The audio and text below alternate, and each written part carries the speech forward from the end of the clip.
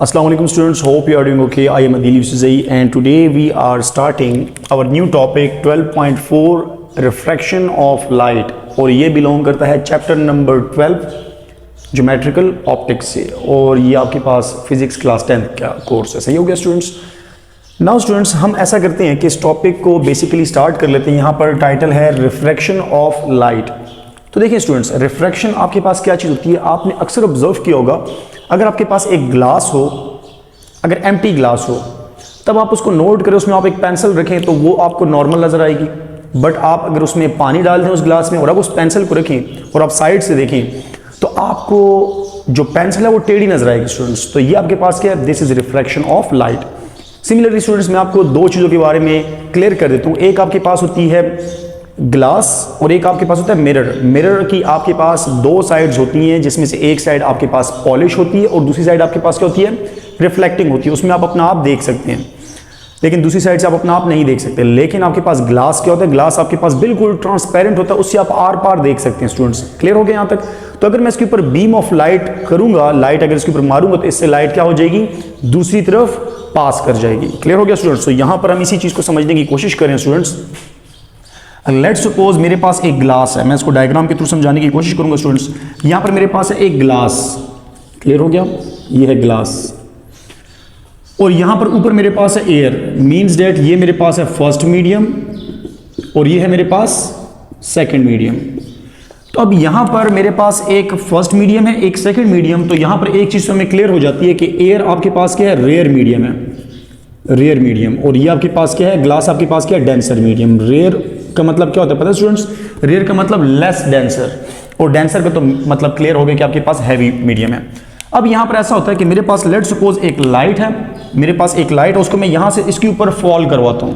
तो let suppose मेरे पास एक लाइट है, वो फॉल करके यहां पर आती है। तो जैसे स्टूडेंट्स इस पॉइंट पर आएगी तो यहां पर मैं क्या बना लूंगा स्टूडेंट्स, एक नॉर्मल भी हमें बनाना होगा। तो मान लेते हैं कि यहां पर मेरे पास एक नॉर्मल है, और नॉर्मल का मेरे ख्याल से आपको अच्छा खासा अंदाज़ा है कि नॉर्मल आपके पास क्या होता है। ये हमारे पास है नॉर्मल, ये दोनों आपके पास नॉर्मल है। क्लियर हो गया।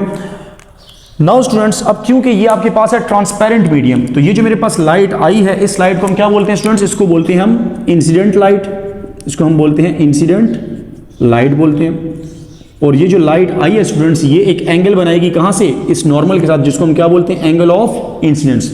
मुझे उम्मीद है कि आपको नजर आ रहा है। अब यहां पर स्टूडेंट्स आप एक चीज के ऊपर फोकस करें कि ये लाइट आपके पास रिफ्लेक्ट नहीं करेगी, बल्कि ये आपके पास एक ट्रांसपेरेंट मीडियम है।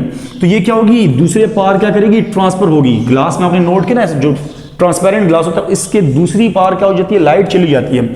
अब यहां पर एक चीज के ऊपर आप गौर करें तो ये लाइट का पाथ ये है, क्योंकि ये ट्रांसपेरेंट मीडियम है तो लाइट दूसरी पार चली जाएगी। तो यहां पर ये लाइट फर्स्ट मीडियम से सेकेंड मीडियम में इंटर हो जाएगी स्टूडेंट्स। तो आप अगर नोट करें तो इस लाइट का जो मैं पाथ बना रहा हूं ये कुछ इस तरह का है। नाउ स्टूडेंट्स, अब ये लाइट इस तरफ को जानी चाहिए थी, लेकिन इस तरफ को जाएगी नहीं, बल्कि ये अपना पाथ चेंज कर लेगी और थोड़ी जैसी लाइट बेंड हो जाएगी।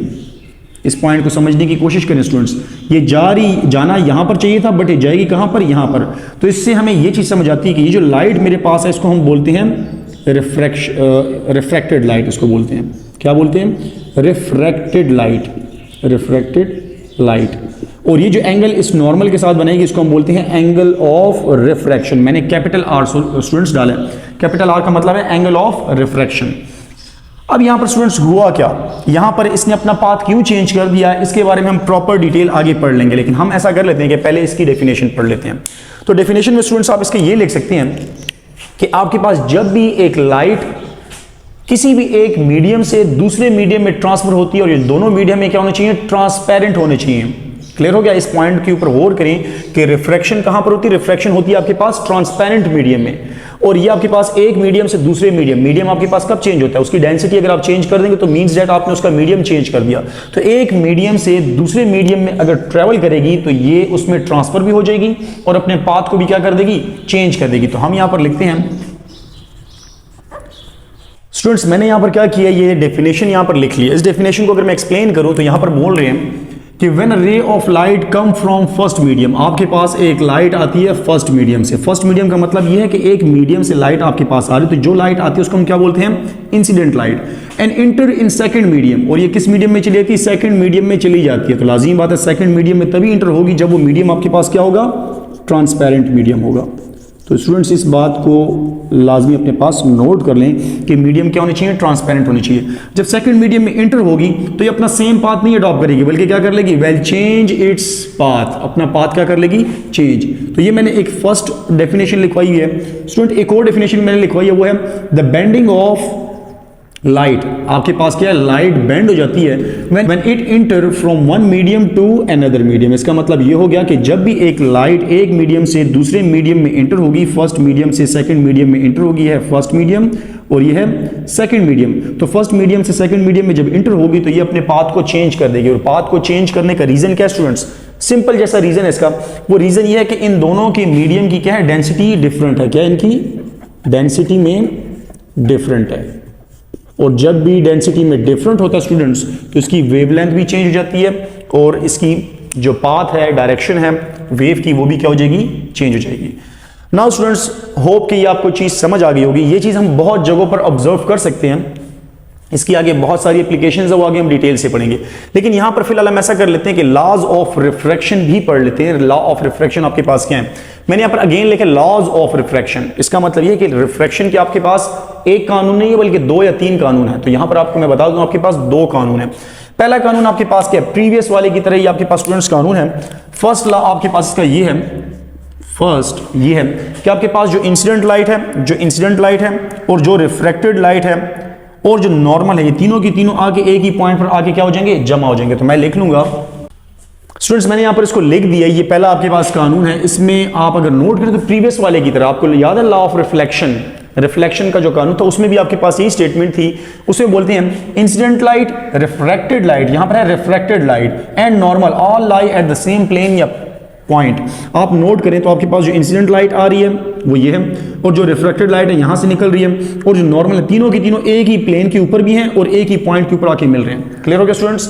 सिमिलरली आपके पास इसका जो सेकंड पॉइंट है वो प्रीवियस वाले से डिफरेंट है। इसमें क्या बोलते हैं, मैं पहले स्टेटमेंट लिखता हूं फिर आपको एक्सप्लेन करके दूंगा। इसका जो सेकंड पॉइंट है स्टूडेंट्स मैंने यहां पर लिख लिया डिटेल से। इसमें आपको क्या बोलते हैं, इसमें बोल रहे हैं सिंपली द रेशो। आपके पास क्या एक रेशो हम ले रहे हैं, मींस दैट रेशो क्या होता है आपके पास, रेशो असल में होता है कंपैरिजन। या हम 2 चीजों के बीच में कंपैरिजन करते हैं, डिवाइड करते हैं, तो आप रेशो ले रहे हैं किसके बीच में, sine of angle of incidence. आपके पास जो sine of angle of incidence, आपके पास एंगल ऑफ इंसिडेंस है, इसका हम क्या ले लेंगे, साइन। तो हम ले लेते हैं sine of angle of incidence to the sine of angle of to the sine of angle of refraction. आपके पास जो एंगल ऑफ रिफ्रैक्शन है उसका भी आप ले लें साइन। इन दोनों की हम रेशो ले लेंगे। Is always equal to a constant, ये आपके पास एक कांस्टेंट के बराबर है। तो इसको मैं कैसे लिख सकता हूं, आप इसको इस तरीके से लिखते हैं sine of angle of incidence to the sine of angle of refraction is equal to a constant. और इस कांस्टेंट को हम क्या बोलते हैं, एन बोलते हैं। और ये आपके पास एन क्या है, रिफ्रैक्टिव इंडेक्स। क्लियर हो गया स्टूडेंट्स, इसको हम बोलते हैं रिफ्रैक्टिव इंडेक्स। आगे मैं आपको बताता हूं, असल में ये आपके पास का कंपैरिजन है बिटवीन 2 मीडियम्स, 2 मीडियम की जो डेंसिटी है इसके बीच में रिफ्रैक्टिव इंडेक्स आपके पास के कंपैरिजन है कि आपके पास कितना एंगल बीच में चेंज हो रहा है। क्लियर हो गया स्टूडेंट्स। और ये जो सेकंड पॉइंट है इसी को हम क्या बोलते हैं students, this is also called, इसको हम बोलते हैं स्नेल्स लॉ। आप इसको स्नेल्स लॉ का नाम देते हैं। क्लियर हो गया। नाउ स्टूडेंट्स इसके बाद आपके पास है speed of light in medium. यहां पर देखिए स्टूडेंट्स, आपको एक चीज समझ आ जानी चाहिए। मैंने आपको यहां पर पहले एक चीज करवाई थी फर्स्ट टॉपिक के बीच में कि आपके पास इस चैप्टर में क्या क्या चीजें पढ़ने लगी। तो आपके पास एक और चीज थी रिफ्लेक्शन, रिफ्रैक्शन, फिर मैंने बताया था कि डिस्पर्शन भी होती है लाइट की। Dispersion mean spreading of light. आपने नोट किया होगा कि जब भी आपके पास एक प्रिज्म से लाइट को आप गुजारते हैं तो आपके पास डिफरेंट कलर्स में स्प्रेड हो जाती है। एक विजिबल लाइट, व्हाइट लाइट आपके पास 7 कलर में स्प्रेड हो जाती है। तो आपके पास डिफरेंट मीडियम में डिफरेंट किस्म की स्पीड ऑफ लाइट आ रही है। तो इसका रीजन क्या है आपके पास, इसका रीजन आपके पास है उसका पाथ। जब वो लाइट पास हो रही होती है तो डिफरेंट पार्टिकल्स के साथ जाके इंटरेक्ट कर रही होती है, उसकी वजह से उसका जो पाथ है वो थोड़ा लेंथ हो जाता है। Now students, refractive index in term of speed के हिसाब से अगर हम देखें, मीडियम में लाजिमी बात है, मैंने आपको यहां पर बताया कि मीडियम के चेंज होने से स्पीड ऑफ लाइट भी आपके पास क्या हो जाती है, स्पीड ऑफ लाइट आपके पास क्या हो जाती है, चेंज। डेल का मतलब क्या होता है, चेंज हो जाती है। इसका मतलब यह है कि मेरे पास रिफ्रैक्टिव इंडेक्स की वैल्यू डिपेंड करती है इसके ऊपर। तो रिफ्रैक्टिव इंडेक्स आपके पास क्या रेशियो है between two things, between what thing, मैं यहां पर लिख लेता हूं। पहली चीज आपके पास है refractive index is the ratio of speed of light in air. अगर आपके पास speed of light in air हो, जिसको हम किससे डिनोट करते हैं, सी से, to the speed of light in medium. अब आपके पास कोई भी मीडियम हो तो लाजिम बात है उसकी जो स्पीड है वो चेंज, जिसको हम किससे डिनोट करते हैं, v से, सिंपली v से डिनोट करते हैं। यहां पर मैं लिख देता हूं ये। तो फाइनली जो मेरे पास आंसर आ रहा है, refractive index is equal to, यहां पर हम इसको सिंप्लीफाई कर लेते हैं। मेरे पास जो फाइनली आंसर आ रहा है इसका वो है n is equal to C divide by v। ये हम फार्मूला आगे जो हमारे न्यूमेरिकल्स आएंगे उसमें हम ये यूटिलाइज कर सकते हैं। स्टूडेंट्स क्लियर हो गया।